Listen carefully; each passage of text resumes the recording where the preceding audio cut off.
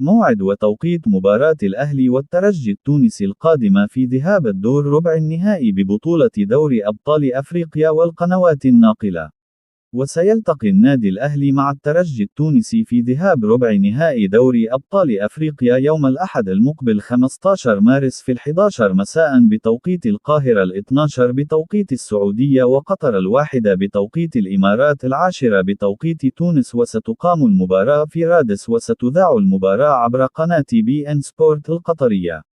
وسيلتقي الفائز من مواجهة النادي الأهلي والترجي مع الفائز من مواجهة صن داونز والملعب المالي في نصف نهائي دوري أبطال أفريقيا. وستقام مباراة العودة بين النادي الأهلي والترجي التونسي يوم السبت 21 من شهر مارس على استاد القاهرة الدولي. وتأهل النادي الأهلي إلى ربع النهائي كمتصدر للمجموعة الثانية برصيد 10 نقاط، بينما تأهل الترجي كوصيف المجموعة الرابعة برصيد 9 نقاط. وستقام مباراة الإياب بين الأهلي والترجي في القاهرة بدون حضور جمهور بعد عقوبات الاتحاد الأفريقي على النادي الأهلي بسبب الأحداث التي وقعت في مباراة الأهلي والجيش الملكي.